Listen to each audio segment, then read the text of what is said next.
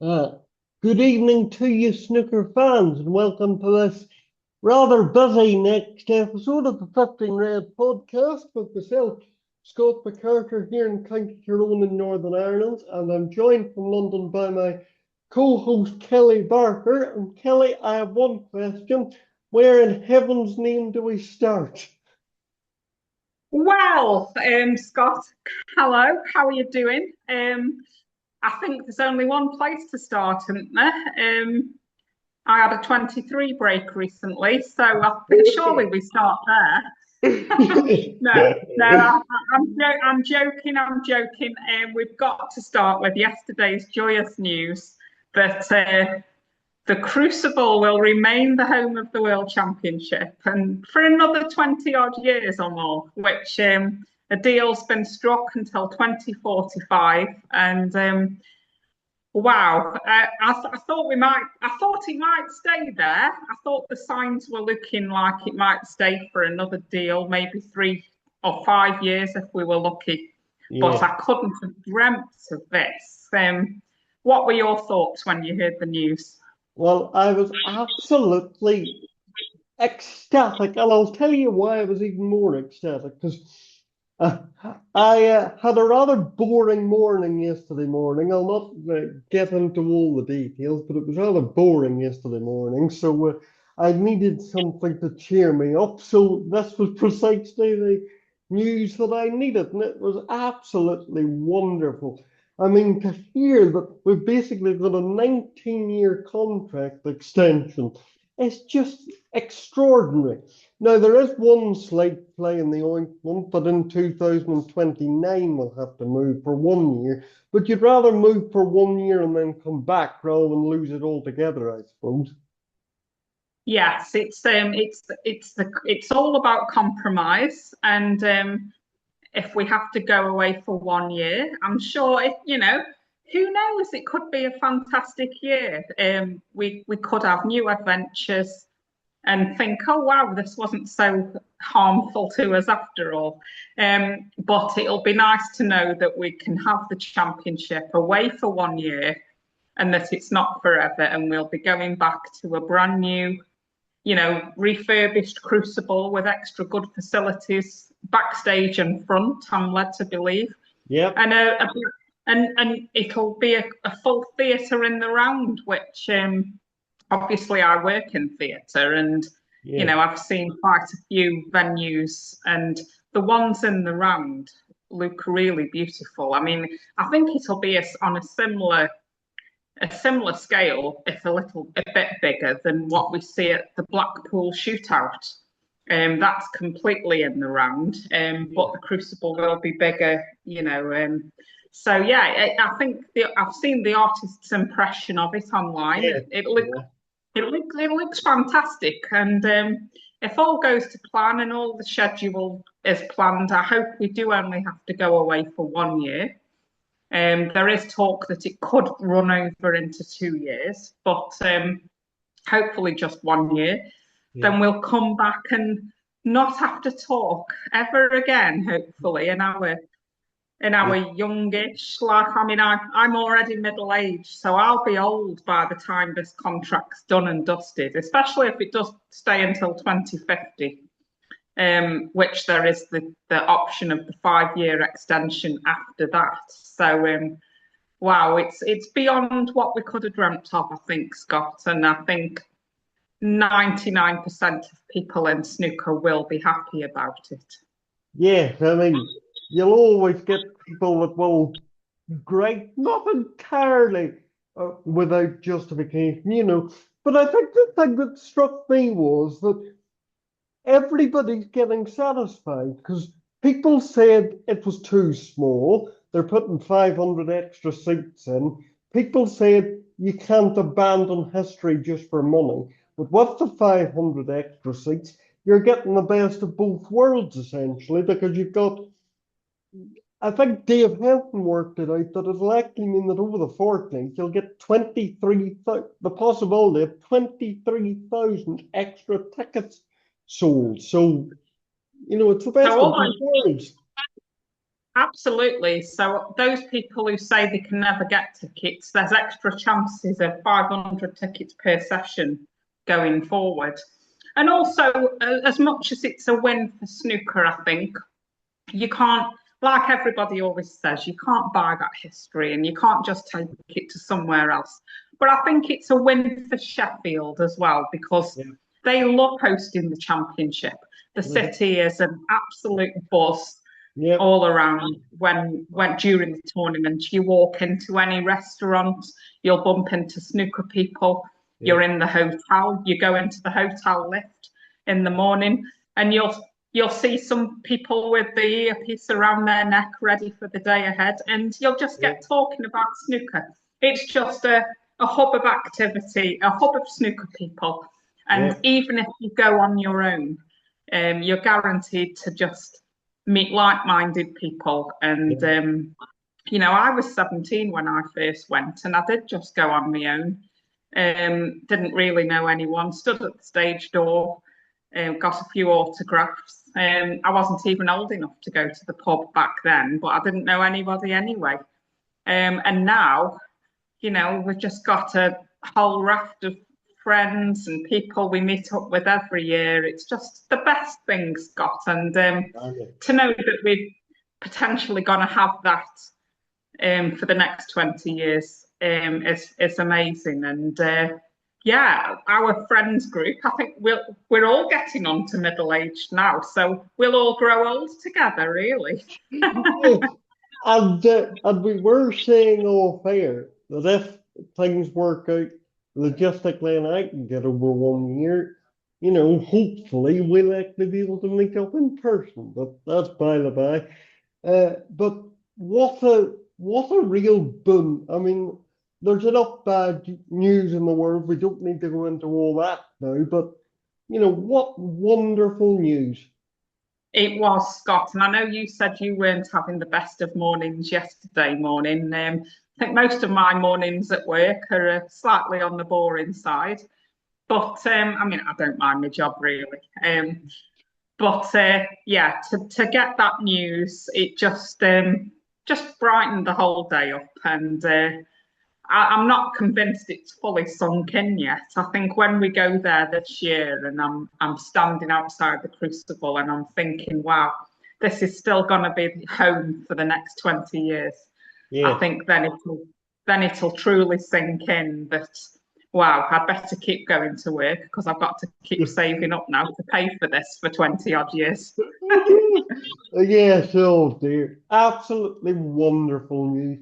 And, just going back to what you were saying about like it being such a buzz for the city, I remember when I was there in 2012, Dad and I were there, and, you could really see that how much the city and the whole sort of economy and everything is sort of, it's the place buzzes. It really does. I mean, and I think, I know we want to grow the game, but the fact that we're a relatively sort of small sport means that we don't get above our station. We're not sort of looking for big money and so on.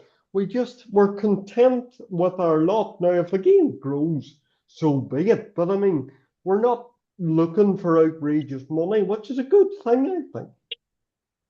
Well, I mean, they say money is the root of all evil, don't they? And I think Yeah. if it had have had to move on, it would only have been because of the money, which you can't blame because snooker has grown so much over the last, I've been a fan since 1991 and things have changed so drastically. I mean, if I think back to 91, I probably don't even recognize. I mean, I went to my first tournament in 1997 Yeah. and I just remember sending off a postal order to the venue, telling them what I would like to buy, and they sent me a ticket in the post a few days later, and it Mm. was much simpler times. Yeah. Um, Things have moved on drastically, some for the better, a lot for the better, to be fair, but a lot not particularly for the better. Um, but I'm just who knows what the world will be like and snooker snooker will be like, in another 20 years when we, Yeah. coming towards the end of this contract. But great news for snooker, great news for the players, I think, because there is talk that the prize money will. I think there's going to be some announcement during this championship, actually, of some prize increases for the future, which I think some players who did want to move the tournament, they might not be quite so happy with the length of this announcement. But maybe when some prize money increases get announced, maybe they'll get on board with it as well. But us mere mortals who just enjoy watching snooker in the greatest venue the world has ever seen, I think we're very, very happy, Scott. Indeed we are. Indeed we are. Well, that's not, of course, the only extraordinary happenings that we've had since we were last with you. I mean, again, I go back to my question. On the World Open alone, where do we start? That was extraordinary. Before this crucible news broke, I made me notes on the World Open, and I thought, right, that we've got enough there to get us through an episode.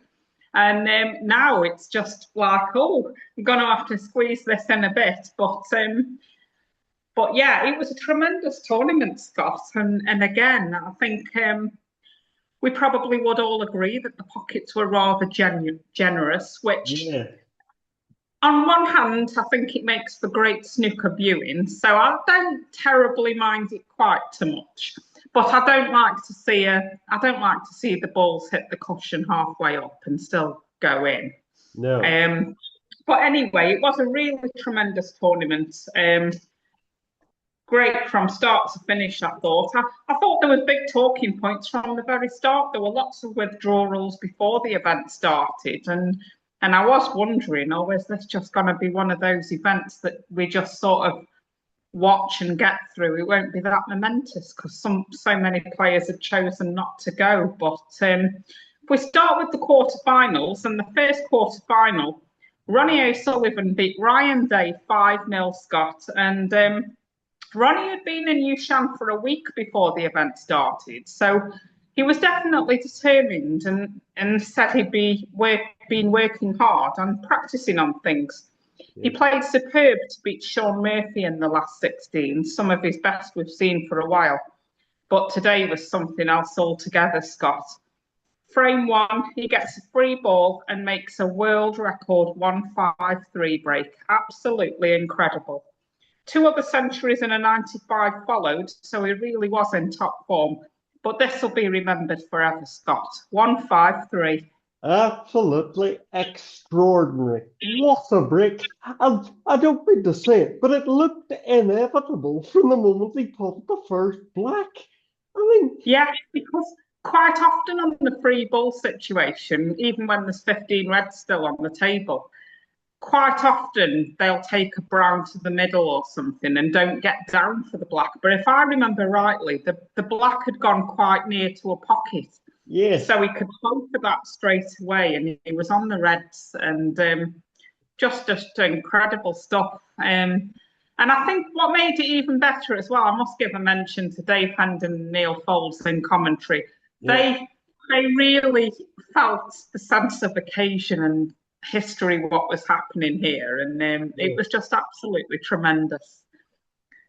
If I could pull a commentary moment out of the archives to match it, I think Clive Everton and John Spencer in 1995, Henry's Maximum, it sort of felt, sort of perfect combination, that commentary, and these two were the same. I actually messaged Neil on Facebook later in the day to say, well done to him. It was wonderful stuff.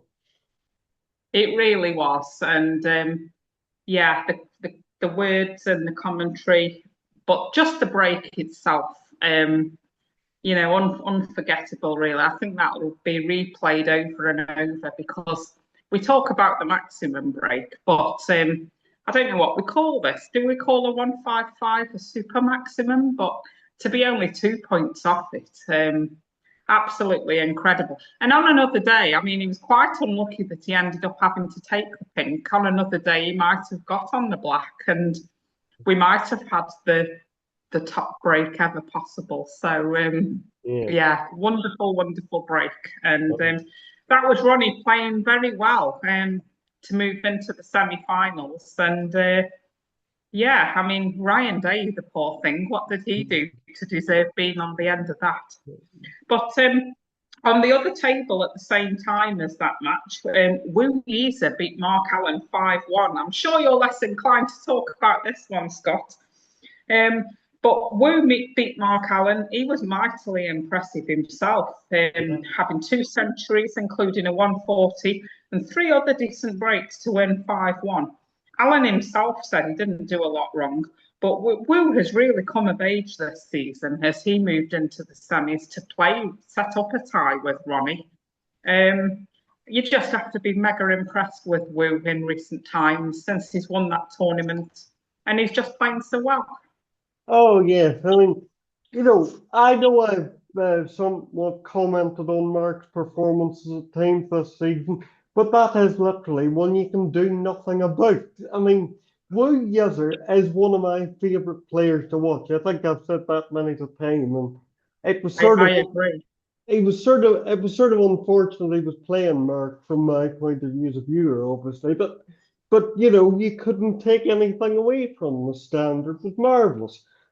No, he really was tremendous. And like you say, he's become one of my favourites to watch as well. He's just so easy on the eye, the way he walks around the table as well. I just really enjoy him.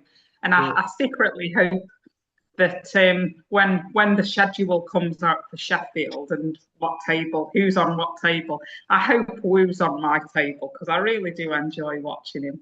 Yeah. But on to the evening session of the quarterfinals, and the first up was Judd against Hossein Bafai. We haven't seen much of him lately, but Judd won this one comfortably, 5 frames to 1. He looks in great form with 2 centuries and an 88.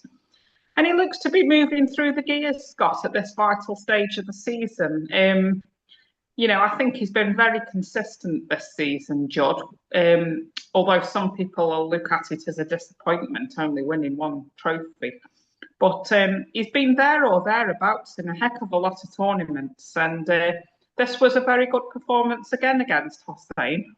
Yes, indeed. And of course, we should give a bit of a shout out to say we're thinking of Judd to some extent because obviously, shall we say, the international situation has left him rather awkward in his living arrangements. But, so all that would have been playing on his mind as well. But, he played very well against Hussein. And, Hussein's not of the best of seasons, let's be perfectly frank. But Judd played like a world #1. And actually, at that stage, you probably assumed an O'Sullivan Trump final, to be perfectly honest. It's what I assumed, but we'll carry on anyway and into the final quarter-final. Thepchyia and the great enigma of snooker. Great to see him at this stage of a tournament because it's been even longer than we'd seen from Hossein, but Thepchyia into the quarterfinals and he beat Gary Wilson. This was a good game as well. Thepchyia completed the quartet of one-sided last 8 matches as he thrashed Gary Wilson 5-1. 3 breaks over 70 gave him his first semi-final for quite some time. He needs to claim the title to claim an unlikely place in Manchester. I enjoyed this one, and he's so good to watch as well, isn't he? To set up this Judd v Unnu semi-final, and along with Ronnie and Wu Yeezer, this was really.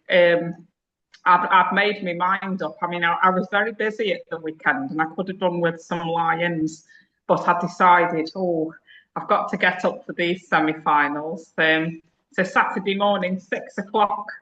Well, I think I didn't get out of bed actually until 6:10, but I'm sure you forgive me on that one. But yeah, Yes, I have to get up for those.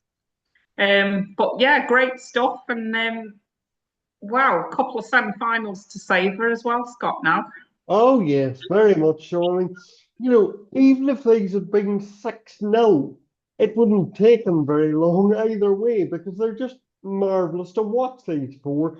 And we shouldn't forget that Gary Wilson had beaten Zhou Xing Tong in the last 16.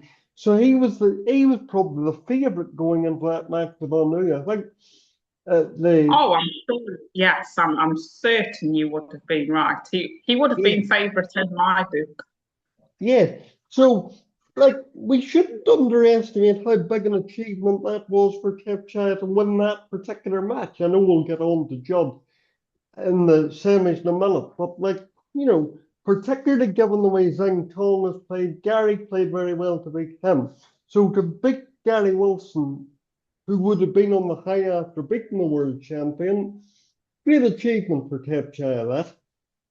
Absolutely, and I think he exceeded his own expectations as well because I saw a picture online where he'd had to hand wash his underwear and socks because he hadn't taken enough with him Yes, because he I didn't saw expect that. to get that far in the tournament. So lesson learned there. Always be optimistic of your chances. So Yes.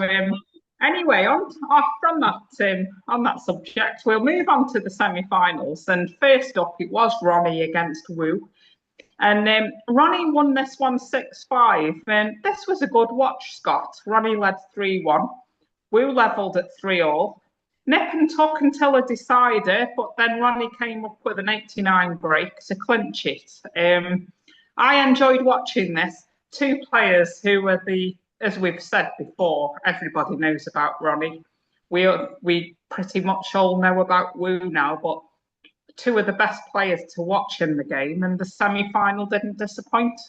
Now, don't forget what happened in that decider. Wu was 43-0 and Ronnie produced a red from the gods. I mean, that was wonderful. Absolutely. Yes, I was going to come to that. It was just tremendous, and you really thought, wow, Ronnie, he's still got it. I think some of us might have doubted whether he could still do some of that. When the pressure's really on, because he's lost a few matches this season where he didn't seem as if he'd got that much to give when the chips were down. Yeah, But yeah, that red was tremendous, and the way he'd been playing all week as well, you kind of knew he was gonna dish up there once he got the red. And yeah, Ronnie back in the final. He would be hungry for this title. And as you say, it was looking like a Judd Ronnie final, which I'm sure he would have been well happy with. But the second semi-final, Unnu beat Trump 6-4, which this was incredible, really. Unnu played some fabulous snooker, made 3 big centuries, yeah, but it was a missed pink at 5-4 up that might have undone all that work, Scott. yeah, yeah, It came down to a black ball game, and Thepchyia potted a tremendous long black to clinch it. Judd yeah, would be disappointed, I think, overall. yeah. Thepchyia maybe deserved this win, and that black will live long in the memory, especially after that easy missed pink when he could have sort of lost it mentally, I think. Yes, and I think Judd would have probably thought after that pink, after Thepchyia missed it, he probably thought to himself, look, I've got a chance here for 5 weeks. Now, Trump hasn't done very well in deciders this season. We know that, so that might have played on his mind had he got to the decider. But I mean, that black from Thepchyia was absolutely. I described the red from O'Sullivan as from the gods. That was from another planet, that black. I mean, take on the cushion and just absolutely Well, treat it like a drink. I'm not convinced too many would have taken it on. I Yeah, think a good safety might have been the order of the day. But wow, when it went in, it took your breath away, really. it did. Just absolutely incredible. And, even as a Judd fan, I'm a Thepchyia fan too, but I couldn't think that Judd deserved it more than Unnu because it was just incredible snooker and two tremendous semi-finals there, Scott, that we'll remember very much for some time. But if we thought all that was good, we come to the final. Dear me. Wow, you've asked the question once already where to start, and I'm not sure I can put this into words on my own, so you'd better help out. But anyway, Thepchyia Unnu won the title. He beat Ronnie 10-7.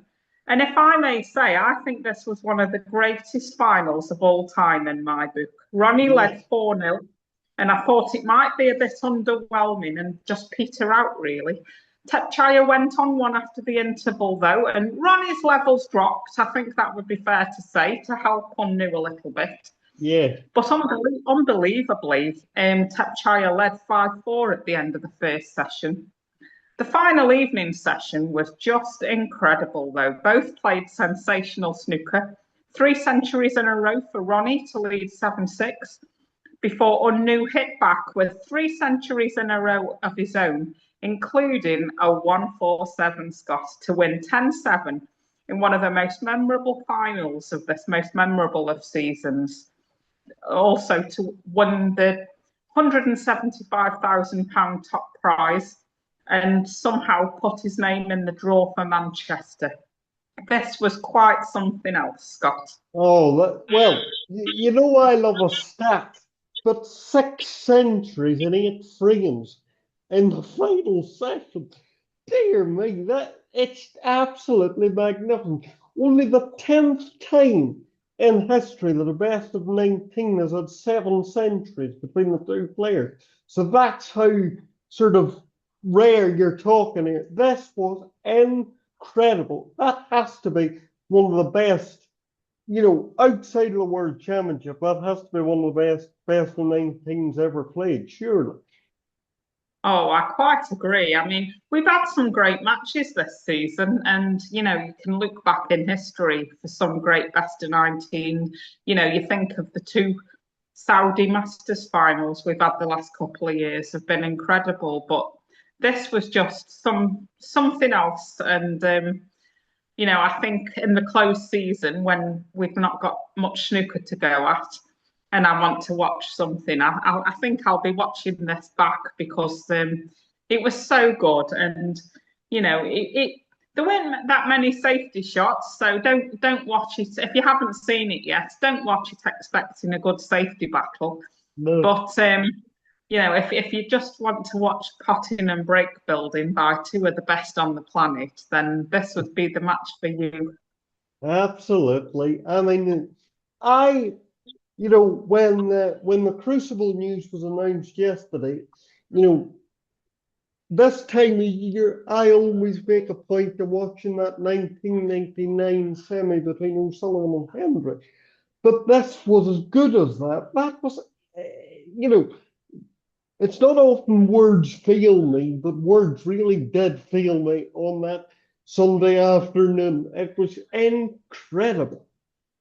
It really was. And I actually didn't watch much of it live myself on the Sunday afternoon because I was playing in a little club competition myself. But whenever I wasn't playing, I put the Discovery Plus on my phone, and I just couldn't believe what I was seeing. It was absolutely incredible. And then when I'd finished playing, I just had a look at the result, and I was like, oh my goodness, Thepchyia's won and had a 1-4-7. So just, like you say, not very often words fail you, but it was just we're a few days on now, and I'm still not sure I've got the words for it. But nice to see.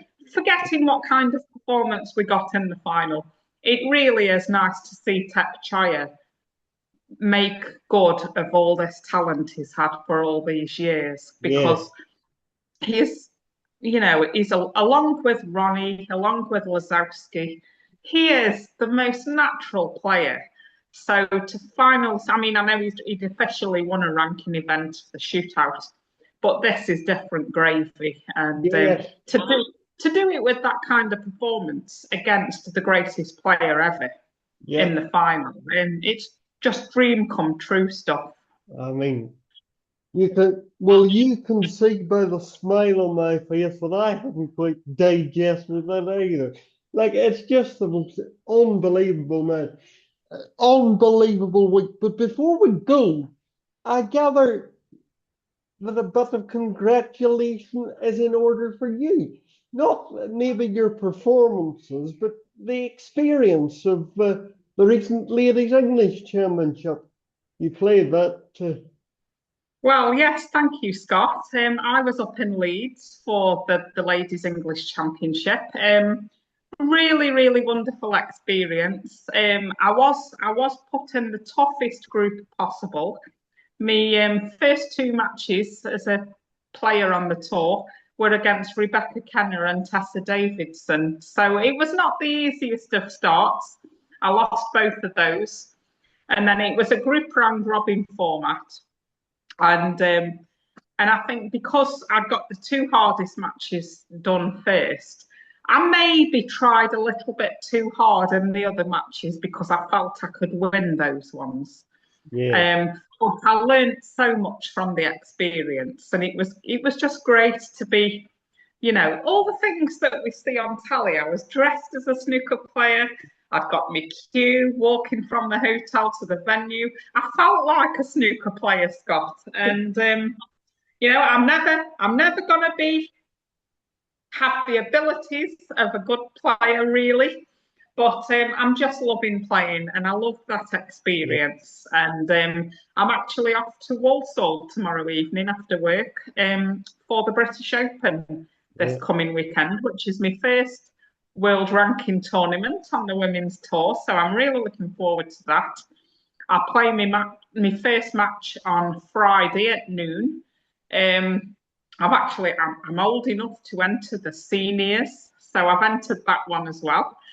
I know I don't look old enough, but No, you I don't. am. You don't at all. Yeah, Oh, dear. you have to be 40 to enter the seniors, and Yeah. unbelievably, I've reached 45. So, cool. That makes me think as well. I'll be 70 odd by the time the Crucible contract's done. So, I wonder if I'll still be going by then. But Yeah. yes, going back to my own experiences, it was really tremendous, Scott, and great Yeah. to meet the other female players. They're all nice, Yeah. and I'm looking forward to going back to Landywood this weekend and trying my best again. And I would love to win a match, of course I would. But if nothing really good comes of it again, it'll be another good weekend of match play experience, Yeah. and it will only stand me in good stead, hopefully, for future. Yeah. No, I don't mean to put any unnecessary pressure on you, but your name is now on Q Tracker. Oh my goodness. So I don't want to just have defeats against my name then, do I? So let's hope I come back with some good news and some just good performances really. Yeah. Like in Leeds, I can cope with being beaten. I mean, I play Chris almost every weekend and he thrashes me because he is a good player. Um, but if I play to my level that I know I can do, that'll make me happy. And that's all I want, really. I mean, Henry says the winning is the main thing. At my level, I just want the enjoyment. Yes, yes. I suppose, well, we can't all be 17 world champions, can we? No, not at all. No.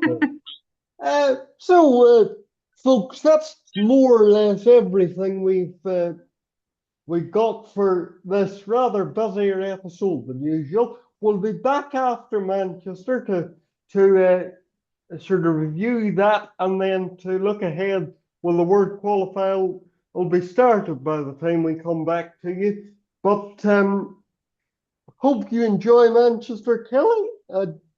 you're probably not going, are you? You're probably saving up for No, stuff, I no, think. I've got Landywood this weekend for my own playing, and then Sheffield is the next one for me. So yeah, busy times ahead, but very excited now for what the next month or so brings us. Indeed. And by the way, on the next episode, we will have sort of confirmed our schedule for during the World Championship as well. So we'll let you know all of that in due course. Thank you for joining with us, and so I'll wish you a good viewing experience in Manchester. Those of you who are going and those of you who are watching on Channel 5, and we'll be back afterwards to review it. Bye for now, Okay, everyone. bye for now.